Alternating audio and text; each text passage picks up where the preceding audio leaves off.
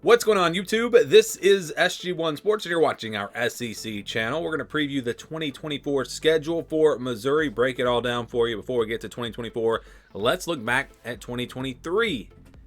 Here was the schedule from last year for Missouri, and you can see, they played Kansas State in the non-conference, played Memphis in the non-conference. Those were two quality opponents that they played in the non-conference. They also had to play LSU out of the West, so they played one of the top teams out of the West.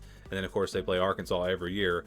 They only lost to LSU and Georgia. I mean, this was a great season for Missouri. Won their bowl game, beat Tennessee convincingly, beat Kansas State. Had some really good wins. And they were, again, one of those surprise teams last year. But let's see how the schedule shapes up this year. This is it. And before we go game by game, let's break it down, starting with the non-conference. So a much easier non-conference schedule this season.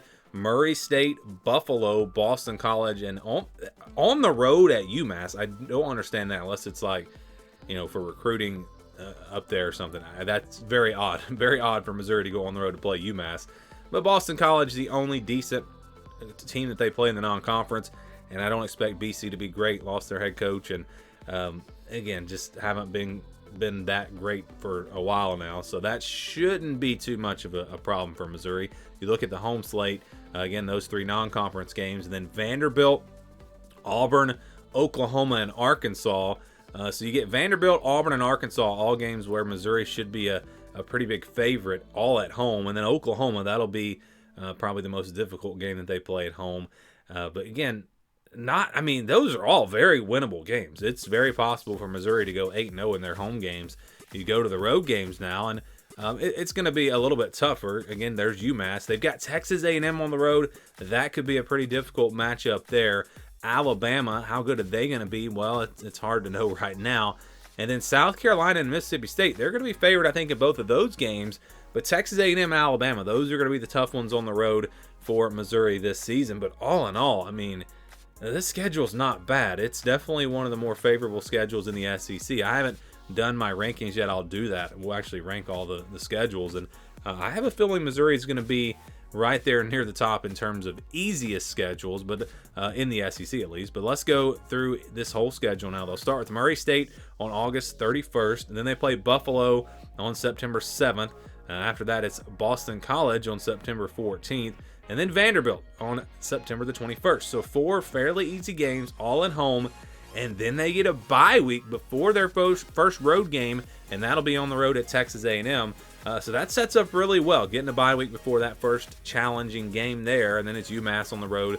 Yes, they do play back-to-back road games, and one of them is UMass. But then it's back home for Auburn on October 19th. Then back on the road on October 26th, on the road at Alabama. That's going to be pretty tough there. Auburn and Alabama back-to-back. And just from Texas A&M to Alabama, you've got 3 road games. And I realize UMass is one of those. But still, 3 games away from home. That's going to be the most difficult part of the schedule, probably. Texas A&M on the road, and then Auburn and Alabama in there as well. Before another bye week. They get their other bye week before playing Oklahoma. That'll be a home game. And then it's back-to-back road games again. South Carolina and Mississippi State, both on the road, back-to-back, and then back home for Arkansas on November 30th. So it's interesting the way this schedule sets up. I like where the bye weeks are. You get the one before that Texas A&M game. I like, maybe you'd rather switch Oklahoma and Alabama on the schedule, but then you'd have 3 road games in a row. So I understand why they didn't do that. But yeah, still a bye week before Oklahoma. And let's say they lose to Alabama. No shame in losing to Alabama. They can regroup coming off of that loss, get a bye week before Oklahoma, and maybe win out. 11-1 is very possible with this schedule. I like the opponents on the schedule, but I'm not a huge fan of the way it kind of falls in terms of the back-to-back road games. The first bye week I really like, and again, the second one is after Alabama, and maybe that's good. Teams maybe need some time to recover after playing Alabama, although it's going to be a different team this year. So yeah, you got 3 out of 4 games on the road in October, back-to-back road games in November. That's really the only thing to complain about. And I would like to complain about one thing that the SEC did here. I really felt like Missouri and Oklahoma should be that game at the end of the season. I felt like Missouri and Oklahoma should be the final game of the season, and they should bring back Arkansas and LSU for the final game of the season. I don't know why they did that. If they're leaving Missouri, Arkansas, I guess it's kind of turned into a rivalry.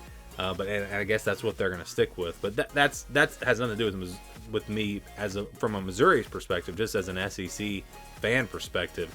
I wish they had changed that. But anyways, this is the schedule for 2024. Again, kind of tough in some of the parts of the ways that it sets up. But as far as the opponents, Missouri has a very favorable schedule compared to some of the other teams in the SEC.